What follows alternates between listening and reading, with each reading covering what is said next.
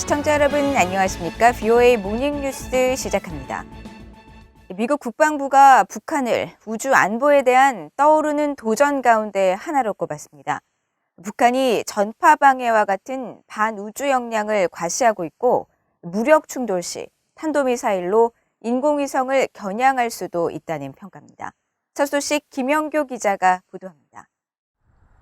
미국 국방부 산하 국방정보국 DIA는 12일 발표한 우주 안보에 대한 도전 2022 보고서에서 북한을 이란과 함께 새롭게 떠오르는 도전으로 규정했습니다.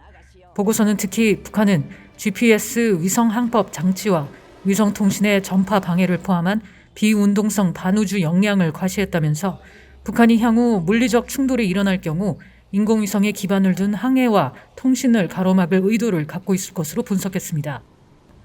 보고서는 또 물리적 충돌이 일어날 경우 북한의 탄도미사일과 2012년 발사한 은하 3호와 같은 우주 발사체가 이론적으로는 인공위성을 겨냥하는 데 이용될 수도 있다고 밝혔습니다.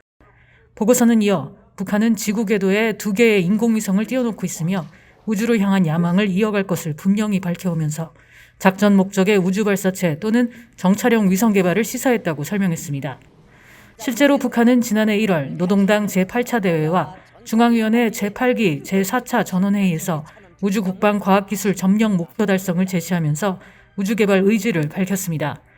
보고서는 또 북한의 우주 프로그램은 우주의 평화적 사용이라는 구실로 탄도미사일에 사용되는 기술 시험을 가능하게 했다면서 북한 정권이 이를 통해 장거리와 다단계 탄도미사일 개발에 적용할 수 있는 다양한 데이터를 얻어냈다고 지적했습니다. 이어 2020년 북한 정권과 연계된 주체들은 미국의 동맹국들의 방위산업에 대해 사이버 공격을 수차례 일으키고 미국 정부의 네트워크도 무력화시키려는 시도를 벌였다고 지적했습니다. 또 북한의 해커 다수가 우주항공 산업과 잠재적으로 우주개발 기술을 노리는 공격 활동을 벌였다면서 이런 활동이 제어되지 않으면 북한의 무기와 우주체계 개발을 더 발달시킬 것이라고 밝혔습니다. 국방정보국이 지난 2019년에 이어 올해 두 번째로 우주 안보에 대한 도전과 관련한 보고서를 발표했는데 이 보고서는 북한 외에 중국과 러시아, 이란이 우주 개발과 반우주 역량을 이용해 미국의 주도적인 우주 역할을 약화시키기 위해 벌이는 활동에 대한 분석을 담았습니다. VOA 뉴스 김양교입니다. 다음 달 출범하는 한국 윤석열 정부에서 대외 정책과 북한 등 한반도 정책을 담당할 초대 외교부와 통일부 장관에 국민의힘 박진 의원과 권영세 의원이 지명됐습니다.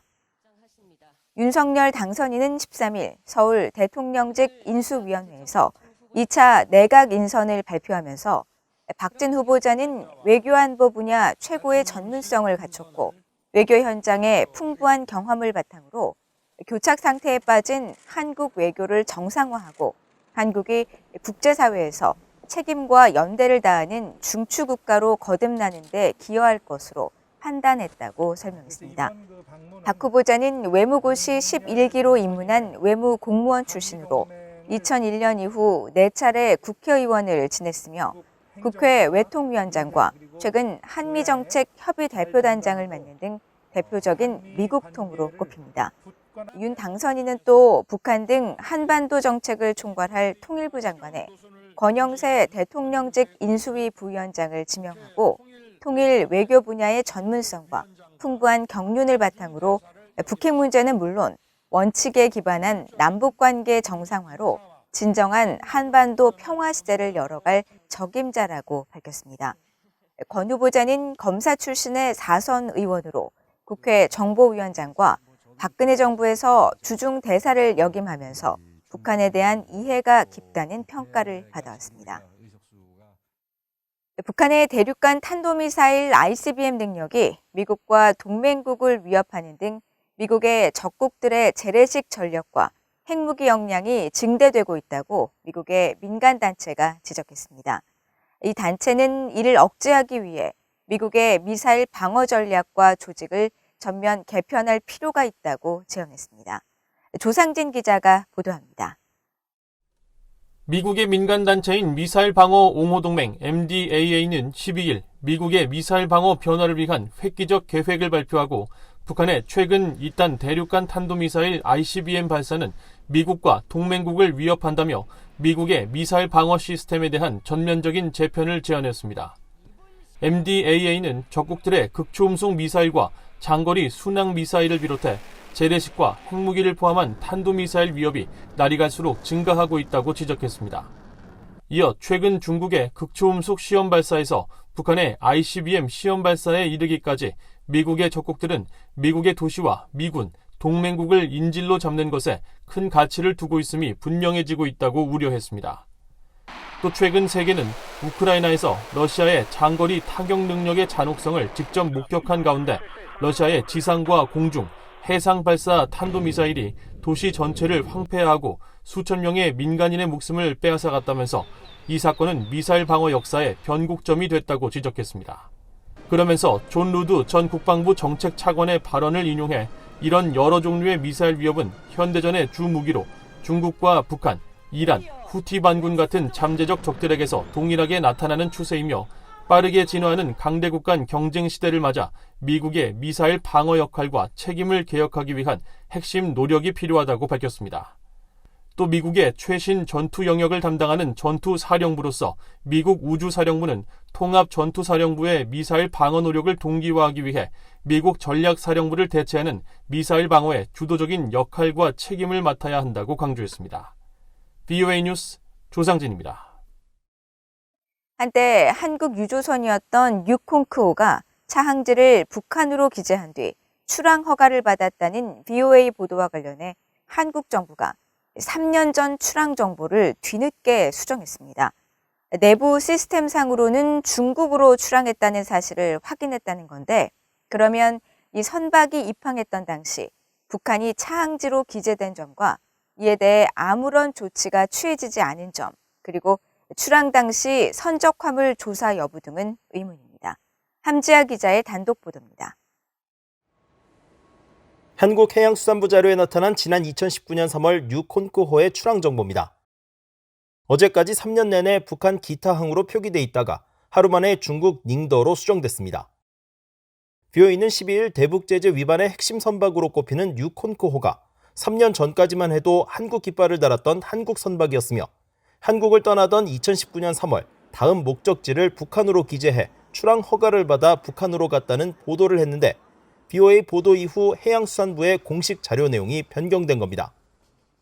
이와 관련해 해양수산부 관계자는 12일 VOA와의 전화통화에서 시스템상의 오류로 입항 당시 기록된 차항지 북한이 출항 정보에도 남게 돼 급하게 수정을 했다고 말했습니다. 그러면서 해양수산부 내부 자료에는 유콘크호의 출항 당시 차항지가 중국으로 표시되지만 일반인 등이 열람하는 공개 자료에 북한으로 나타나는 오류가 발견돼 이를 고쳤다는 겁니다. 하지만 이 선박이 결과적으로 대북 제재 위반 핵심 선박으로 다시 활동했다는 점에서 이번 해명에 많은 의문이 남습니다. 해양수산부 측은 유콘크호가 처음 부산항에 입항하던 2019년 2월 한국 정부에 차항지로 북한을 신고한 건 맞다고 확인을 했습니다. 문제는 유콘크호가 한국에 입항했다 출항하기 전까지 약 한 달 반 동안이나 부산항에 머물렀던 기간에 왜 아무런 조치가 취해지지 않았는지, 또 차항지가 북한으로 신고된 만큼 선박에 어떤 것들이 실렸는지 조사를 했는지 등 큰 의문이 이어집니다. 해운업계 전문가들도 같은 내용을 지적하면서 쉽게 납득되는 상황은 아니라고 진단했습니다. 입항 신고서에 여러 가지를 적게 되어 있지만 북한이라고 차항지를 딱 집어가지고 기입했다는 것은 사전에 본선에서 이 배가 북한으로 오온호십 이전이라든지 다른 목적으로 북한과 연계되어 있다는 것을 유추해 볼 수가 있습니다. 따라서 정상적인 나라라면 해수부를 통해 대공부수에서 관심과 조사가 있어야 했지 않았나 생각됩니다.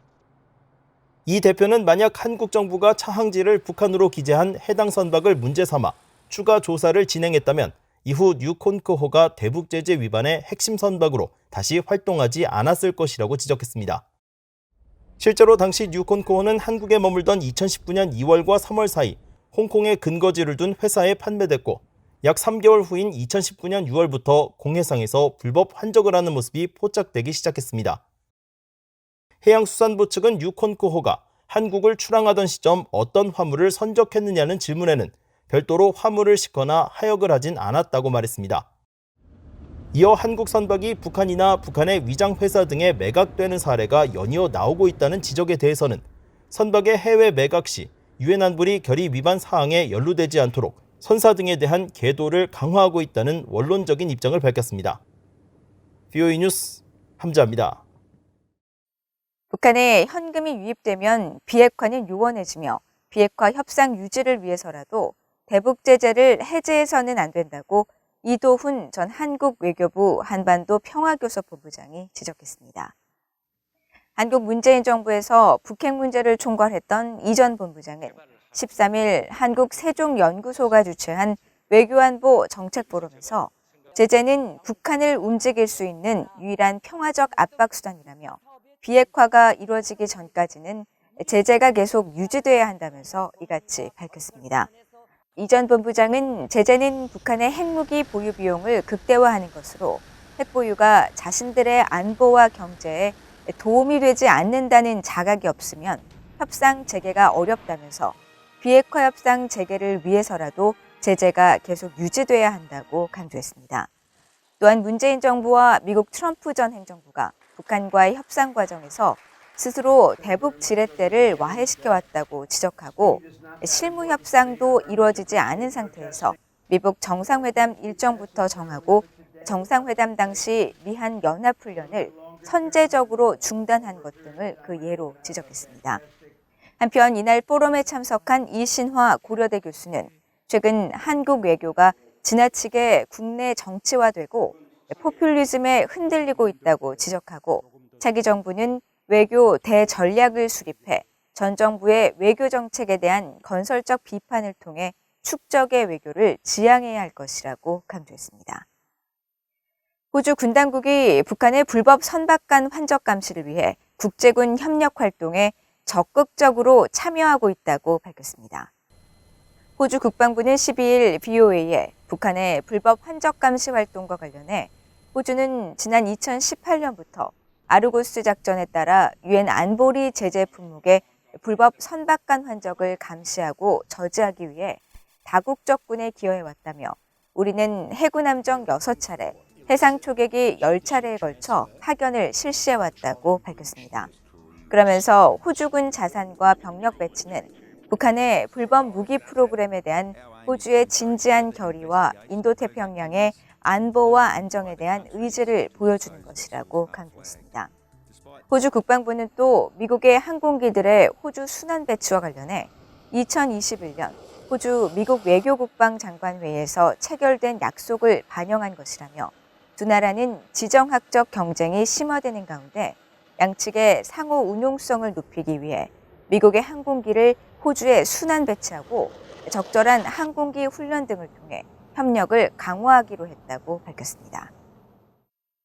이상으로 BOA 모닝 뉴스를 모두 마칩니다. 시청해주신 여러분 고맙습니다.